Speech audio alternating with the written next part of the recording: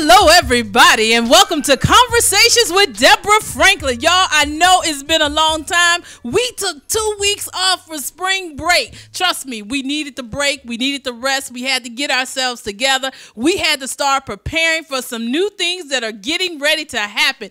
When I tell you we getting ready to take one of the biggest leaps of faith that we have ever done, it's getting ready to happen now. So thank you for joining in. Stay tuned. We'll be right back in 2 and 2 for a motivational moment.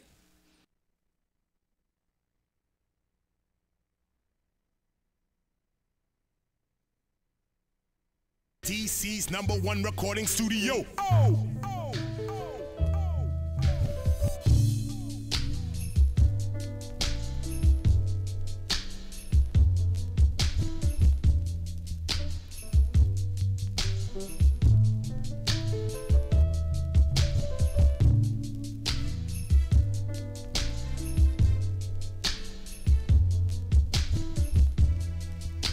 Listen vision.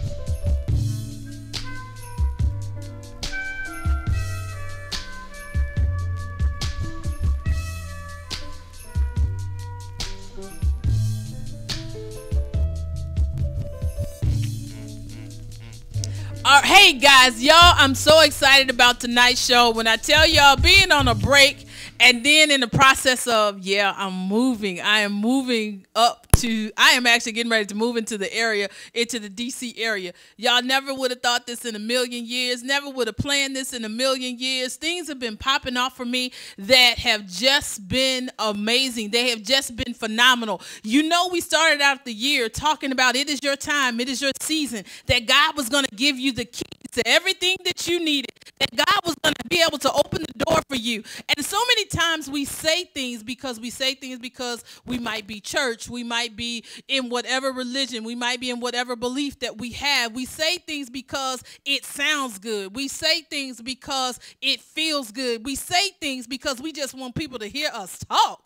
But guess what, y'all? When I tell you things, the keys have definitely been ordered. The keys are definitely opening the doors, because everything that we spoke into existence in January is coming to pass. We spoke that we were moving.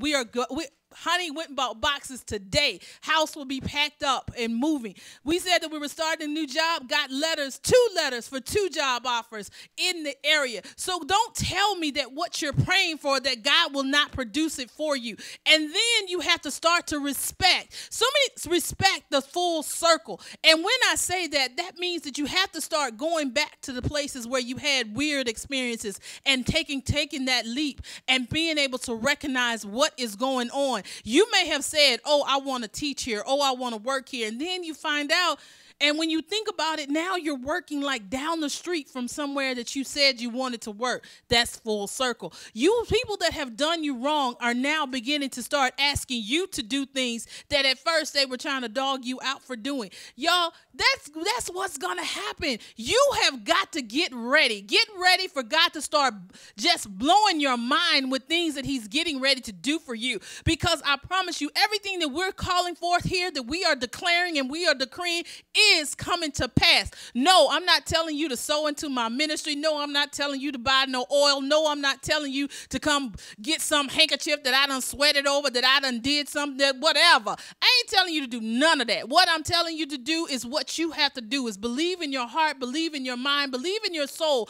that you can do it, that you will be prosperous, that you will achieve everything that you're setting your mind out to do, because this is your time. Be ready in this shifting. Go get the training that you need. Go start talking to the people. Y'all, go to the car lot. I mean, a lot of times I heard about that in the past. Go to the car lot and just pray over what you want. No, go look and see what it is. Go find out how much it costs. Pull it up on the internet. That's what Google is for. Look at it. And start to envision yourself driving that car. Envision yourself living in that particular apartment. And if God tells you to get rid of it, get rid of it. I'm going to say that one more time. If you have a gumption, some people don't believe in hearing from God, but when you start feeling something in that unction, that gumption, or you start getting the butterflies and things start coming into your mind all the time, that little still voice is what you want to say. See, I'm trying to make this message for everybody. I'm not trying to leave nobody out. You need to act on it. If they say if that gumption says give it away, give it away. Don't hold on to anything that your spirit is saying get away, because you don't know why you're giving something away. You don't know why you're having to sow into somebody else's life, because you know what? You could be giving them life. And we ended last month talking about being accepting, and showing love. We have got to begin to show love in this season to everyone that we meet. We cannot negate what people are going through. And y'all, this is one of my favorite months of the year. Believe it or not, I love Autism Awareness Month, because I have friends that have children that have autism. I almost said suffering from autism, but you're not suffering from it, because the spectrum is so wide and so broad.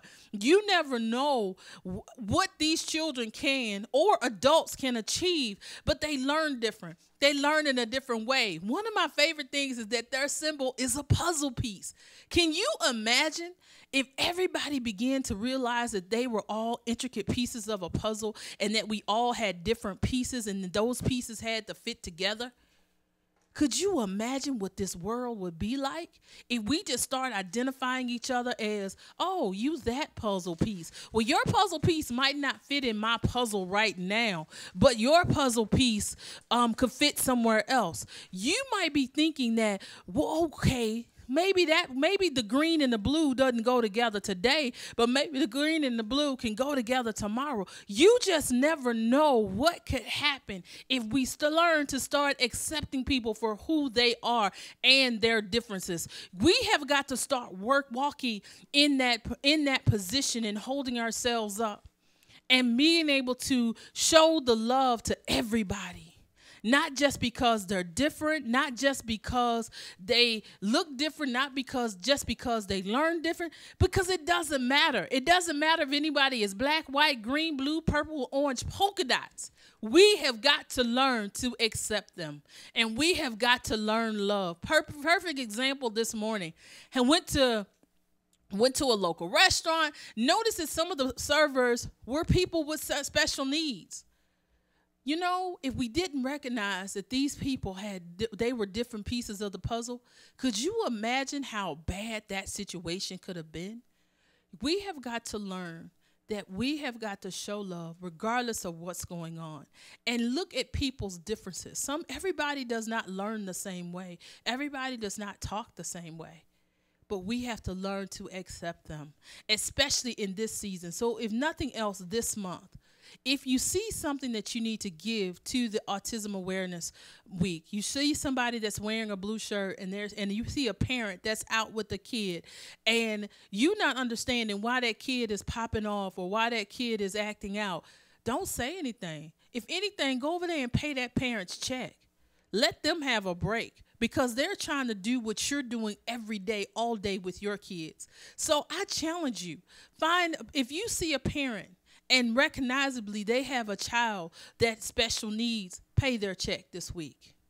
That's what I want to challenge my audience to do. Pay their check this week. Let them have a day off. Show them that you appreciate them because they are a parent that has to go an extra mile, an extra step for their child. They are a parent that has to do extra. Yeah, you might think, oh, I got to do more for my kid. But guess what? You don't have to watch your kid 24/7.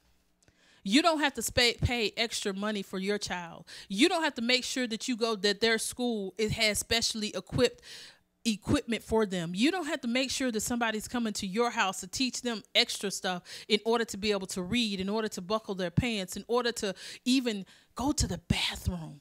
So I challenge you today, if you see a parent with a special needs child, pay their check this week. Well, y'all, I want to encourage you to stay strong, be strong, get ready for God to just blow your mind, because this is the season that everything that you pray for, everything that you have put forth to come forth is getting ready to happen. And when it happens, all you're going to be able to do is say, but God. And I'm telling you, I am definitely walking in a but God season right now. And I can't wait to share some other stuff with you. I can't wait. You are going to be, it's just going to blow your mind, because it's blowing my mind as it's happening. So, y'all, I want you, this is for your motivational moment. If nothing else, stay strong, walk with your head up, looking forward, and getting ready for things to happen in a way that you never expected them to do before.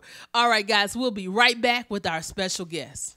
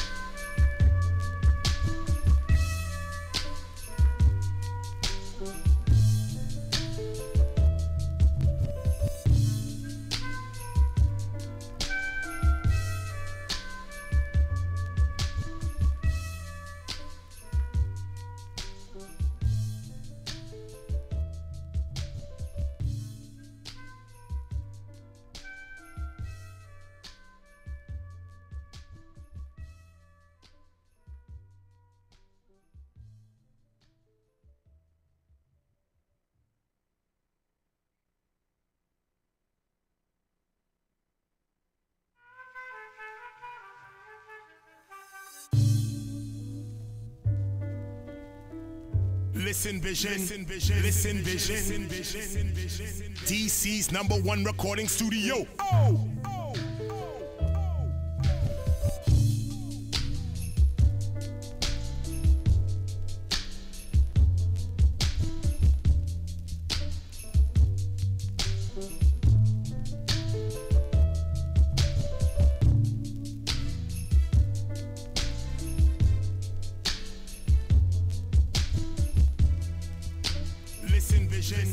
listen vision.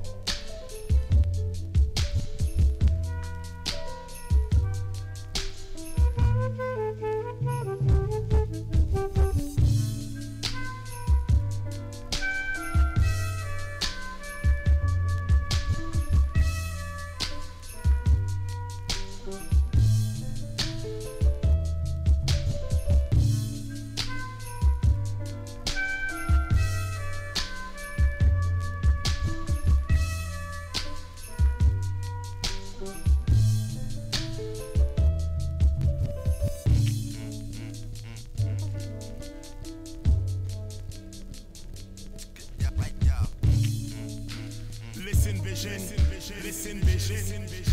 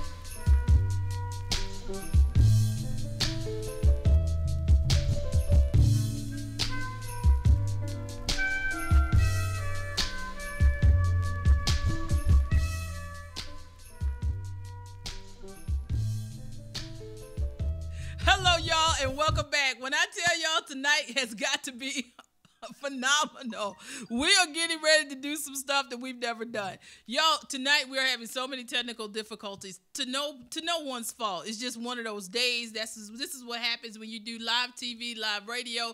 Things are going to happen. So you have to be ready at all times. I just wanted to share with some people that are watching. I am their media coach. Y'all, I have officially launched my media coaching business, and I want to share with them a few tips tonight. So those of you that are looking for a media coach, I am your girl. You have got to reach out real soon, real quick, so we can talk to you about how to effectively handle a radio interview. Then, like tonight, I'm getting ready to show you what happens when technical difficulties occur. Normally, we are able to Skype our guests in. So we're having some technical difficulties with Skype. So now we have to wait for our guest to call us and be able to put a picture of her up so you can see that. So when that happens, do you freak out? Do you forget what to say? Do you move on to something else? No, you improvise. It's called you have to make do with what you have. You have got to let people know without letting them know that, hey, we're having problems, but we're not going to let that stop the show.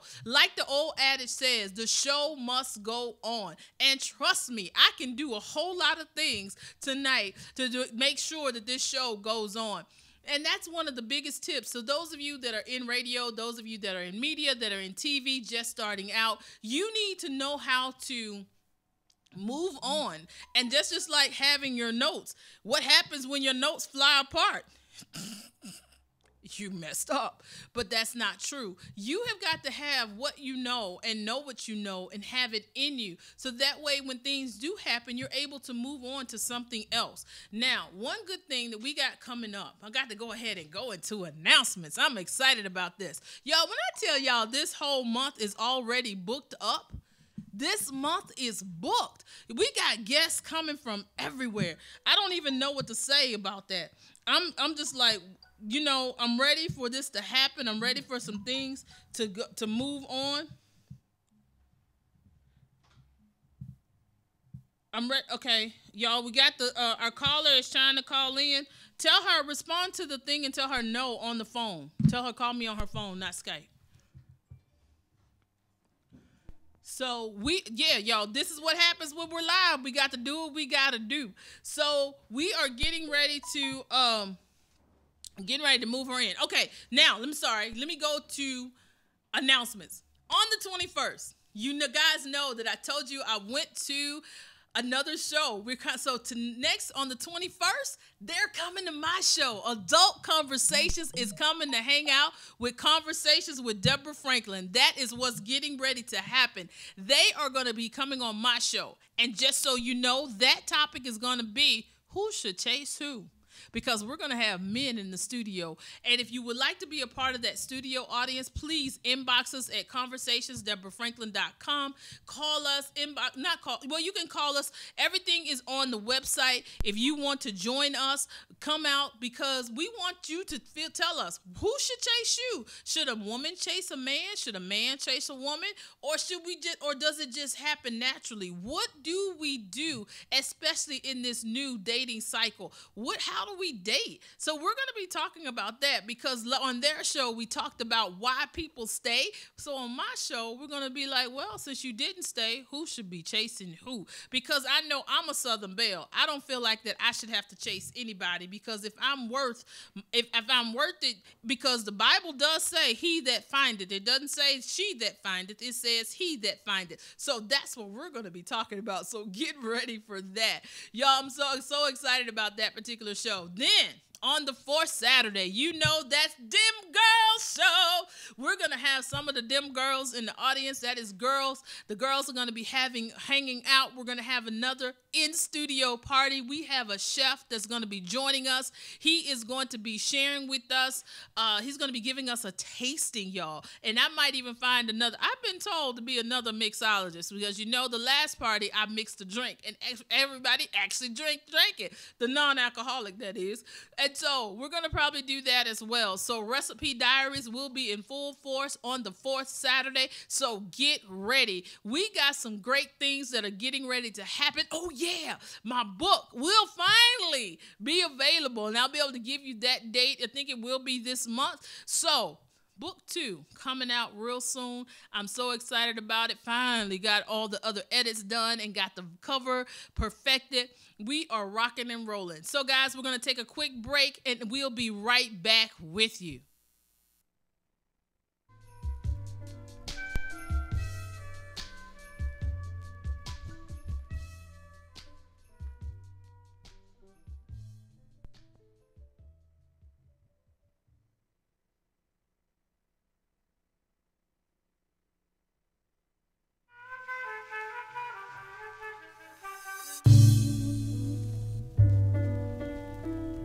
Listen vision, listen vision, listen vision, listen vision. DC's #1 recording studio. Oh, oh,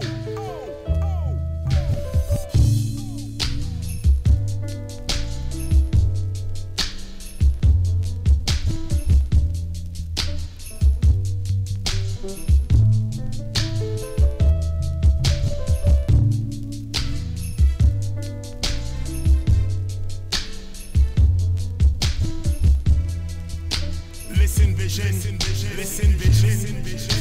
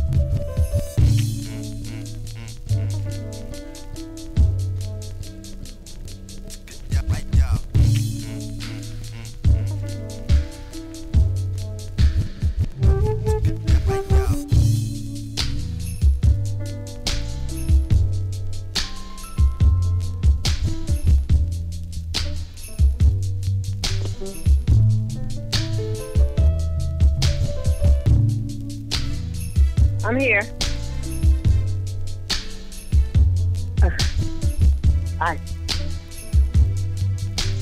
I know. No problem.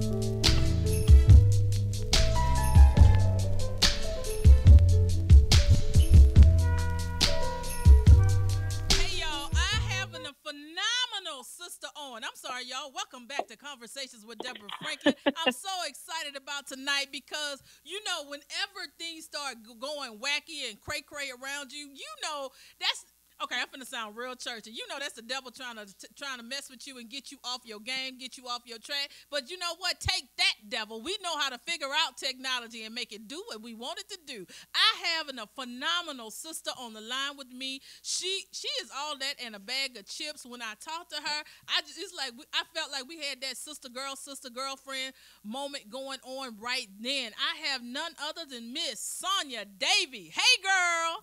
Hey, how are you? Hey, Deborah. Oh, girl, I am so excited to have you on to this month. Thank you. You know, I promise you, it's like, you know, some people you just don't automatically connect to. But it's like, I felt like we had that automatic connection when we talked, when we chatted for the first time. Absolutely.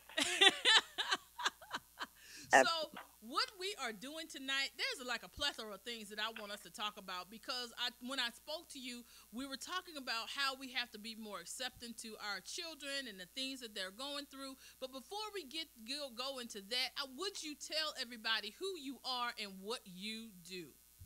Okay. Well, I am what I call a mental wellness expert, and I'm a licensed therapist in New York City. I'm also a certified health coach and a certified life coach. Awesome. So I work with clients in all of those areas. That's amazing because you got a lot of certifications. I'm just trying to make it, child.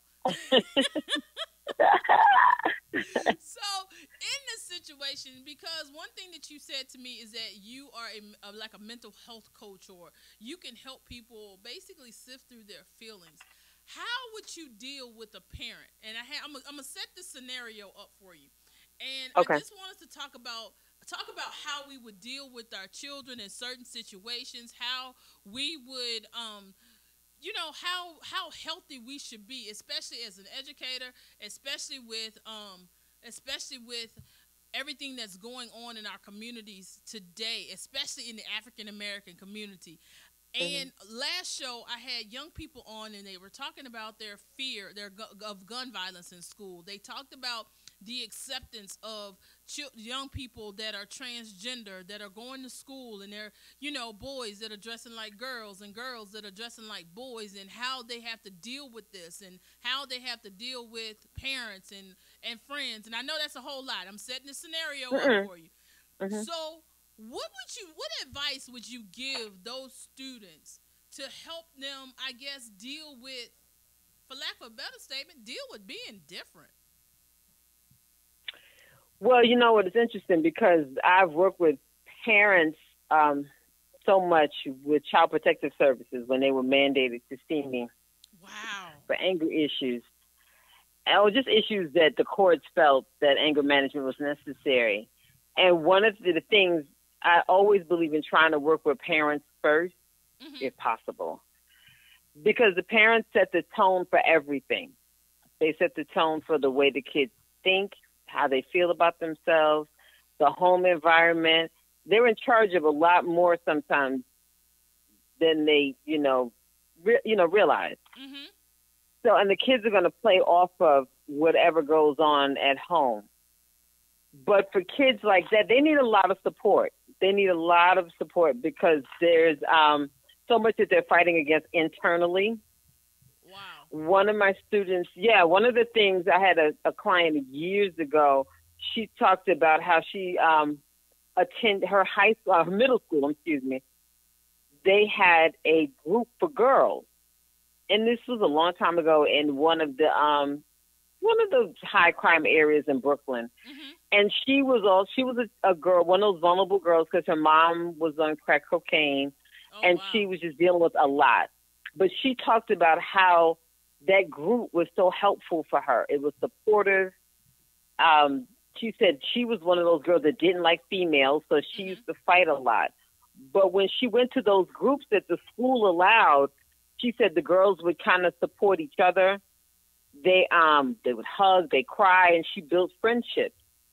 So I think for the kids, it's hard. You can give them a lot of tools to do on the inside, but if they're not support services, like with the schools maybe having these type of groups, and then having support systems maybe for maybe some even support groups for parents, it's a little challenging. Definitely we want to work with them and work on their self-esteem and tell them they're beautiful and all those wonderful things. But at the same time, synergistically, we need to have either groups for the girls or for the guys, and then maybe even something for the parents too, so they can be better with communicating and understanding their kids. I totally agree, because I have I actually work with the girls group, and it's called Empowered Ladies of Godiva, meaning that I know, right? And they were like, Godiva, why would you talk about it? I said, first of all, Godiva was a woman that was fierce. Godiva was a woman that basically challenged her husband, and so that's where that came from. But of course, I changed the Godiva into an acronym that we are teaching our girls to be gorgeous, optimistic, determined, independent, victorious, and achievers.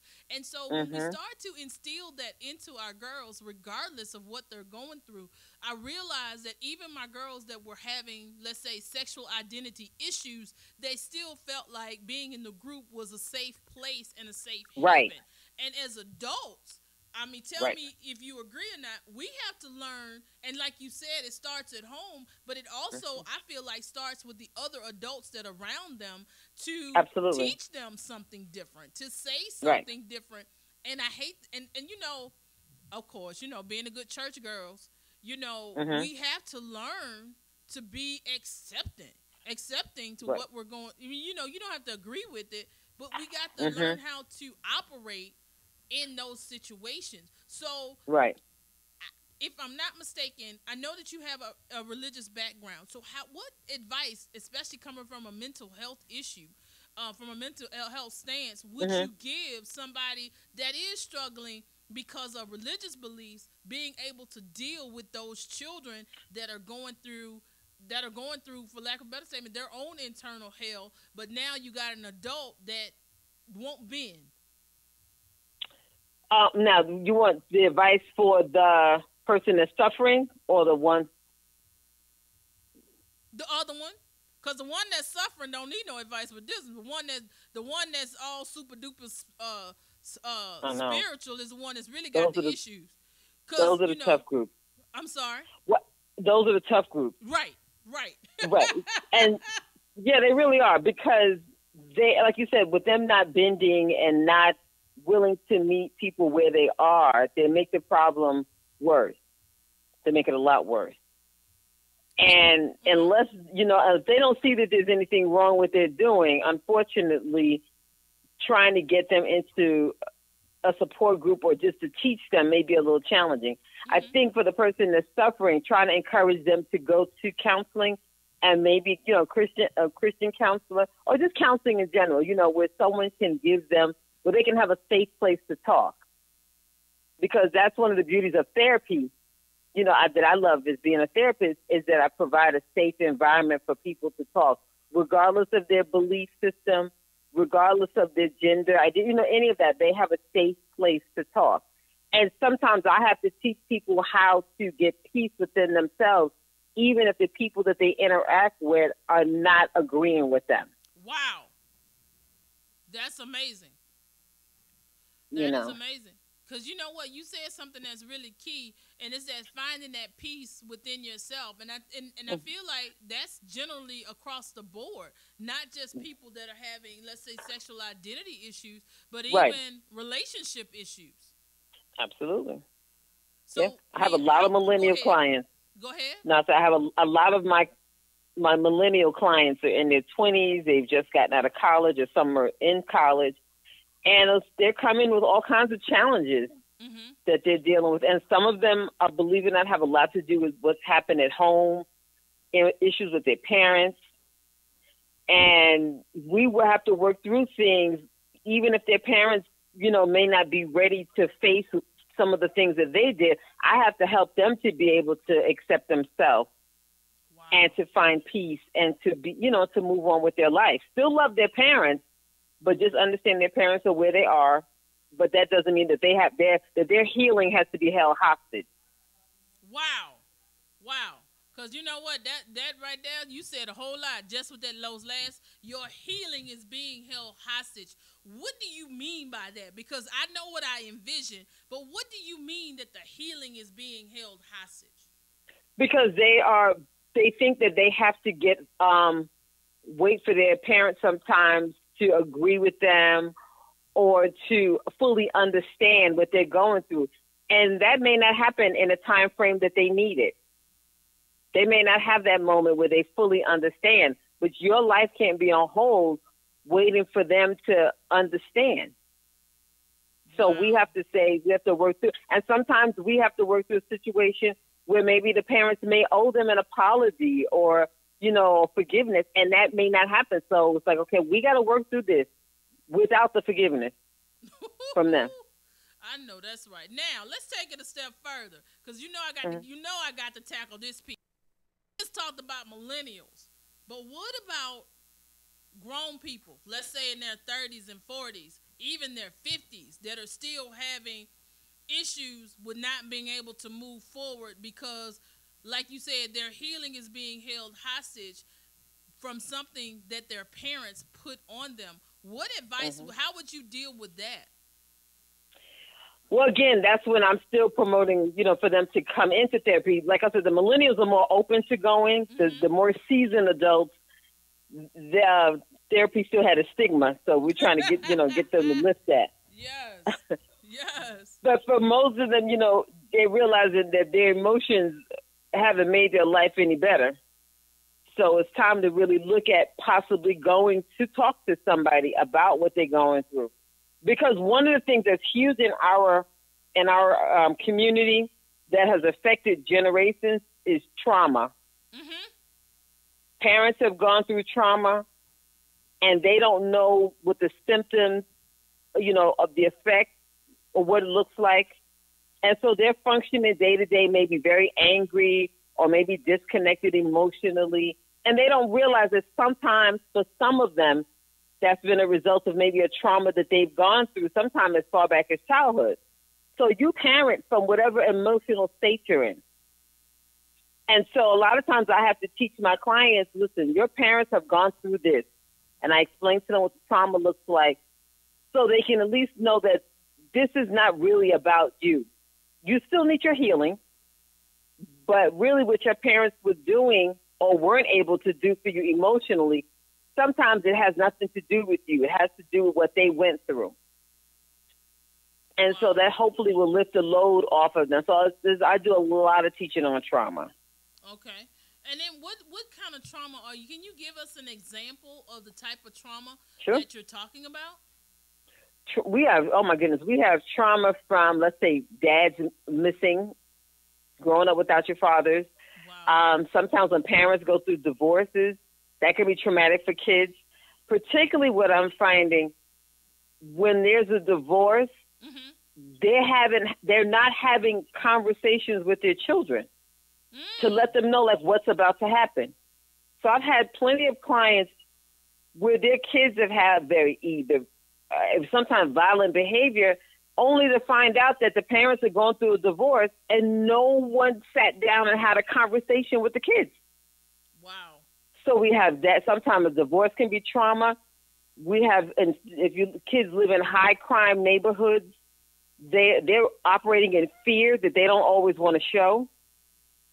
We have trauma of, parents growing up with substance abuse, alcoholism. There's a lot of that. A lot of adult children of alcoholics, it's a lot of that. Of course, then there's unfortunately sexual abuse, a lot of sexual abuse. A lot of even parents, like I said, from a long time ago, some of them experience it themselves and don't realize the behavior patterns, unfortunately, that they developed to cope, but it didn't make them a healthy parent. Wow. And they don't know, and the kids don't know. So it's like, well, mom's just acting this way, and it's like, oh, dad is acting this way, and it's like they're acting this way because something happened to them, and they don't even know it. Cycle for no reason. Exactly. It's a vicious, invisible cycle. Wow. That's what makes it worse, because the cycle is invisible. Wow. Okay. All right. You know what? That just took me to a whole nother place. Because, when we talk about breaking cycles, breaking generational curses, and we always talk about that, but we've never talked about those cycles that we can't see. Because you can't see what you don't recognize. You can't change what you don't recognize.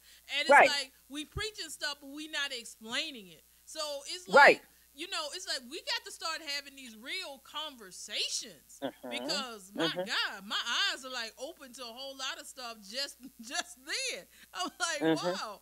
So, I want to take this. We're running out of time, but I want us to go one other place. And because the soap operas have, I'm sorry. One of my guilty pleasures, I have to watch Young and the Restless, and I got to watch General Hospital. Guilty plug. Okay. I'm sorry. Guilty plug.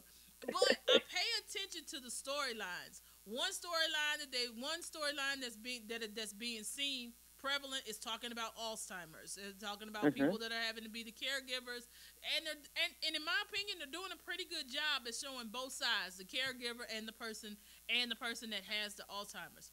But one storyline that totally messed me up, that is totally like great for tonight, is that they were talking about emotional abuse in our community. I would have to say that's one abuse we really don't talk about. How can you give us some signs and why, and then just kind of touch on too why that might be something that we can't deal with it? Would this be another one of those invisible things that we're dealing with? Yes, it is definitely invisible, because people don't always realize that they're not great communicators. And one of the things I would always have to teach people was the difference between aggressive communication and assertive communication. And they think that just communicating aggressively is okay. But that can be verbal abuse and emotional abuse.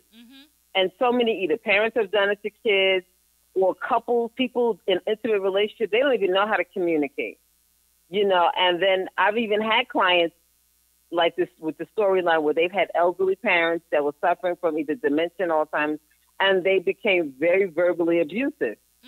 The patient, but they were patient. Right. But it was still difficult because they're still the caretaker. The caretaker is, still suffering from it. So emotional abuse is something that people don't always recognize it because they adopt it as, well, that's just how I am. That's just how I talk. And I'm like, no, you're abusive. Your communication style is abusive. But what about those ones that yes. use the flowery language? The ones that try to get you that, for lack of a better statement, they try to mess with your mind. They don't ever raise their voice. They don't. No, they're passive aggressive. Right. And you know, they're passive aggressive. And I think that might be one of those issues where we don't recognize it because it is so passively aggressive. They're trying exactly. Yeah, and it's like they're trying to, for lack of a better statement, take over what you're doing. Go ahead. No, it's a form of manipulation. Yeah. And at the same time, they have poor communication skills too, because instead of feeling comfortable with confronting, because sometimes these people that they don't like confrontation, and they don't know how to confront in a healthy manner. Mm-hmm. So they'll do it in a very, what they think, unassuming manner, but it's manipulative too. Wow. You know what? I guess verbal abuse and even physical abuse, we can even say, is a part of manipulation, because a lot of times we don't want to get hit again. We don't want to get pushed again. So now we are bowing down to whoever our abuser is. And that would also have to lead to the verbal abuse as well. Right. And what do you say to somebody that's verbal abusive to where you start to think that aids in your self-esteem being lowered and lowered and lowered? What quick advice would you give somebody in that situation? If they're in a situation like that? Mm-hmm. They have to understand that they have the power to give people boundaries. Mm-hmm. And that's a lot of times something they don't feel comfortable with, but they need to understand that they have the right to give people boundaries, meaning you can not have a person speak to you a certain way. You know, you can have a boundary where you say, I'm not going to let someone curse at me, or I'm not going to let someone communicate to me and call me anything, you know, that's disrespectful. Mm-hmm. You have that right. And a lot of times that's what I find myself trying to teach people. You have more rights than you're exercising. You don't have to allow certain things, and you definitely don't have to allow abuse.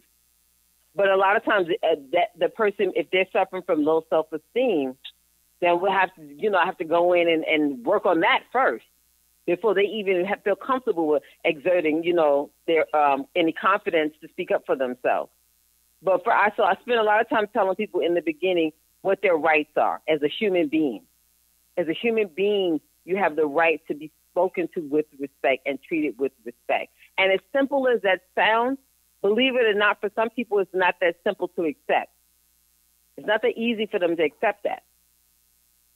Because if they've been beat down a lot, you know, right, then they feel that they accept. And then also, too, you know, looking at TV and different things and shows, the way people speak to each other on some of the shows, mm-hmm. you know, reality TV, I hate to beat up on it, but, you know, some of the music, how people are spoken to or regarded, you know, everyone has just made it every day. But I'm like, it's still disrespectful. Right, right.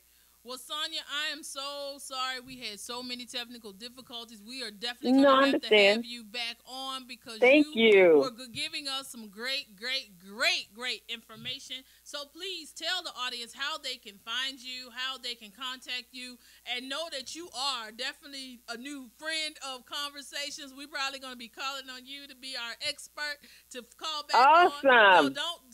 So get ready, honey. Get that phone number right. We're going to get it right because we might have to Skype you in or call you when we have our conversation on the 21st because we're going to have a big cast in and we're going to be talking about who should chase who in a relationship. So tell us, how can we find you? Yeah, I know. You're ready for that one. So tell us how we can find you, lady.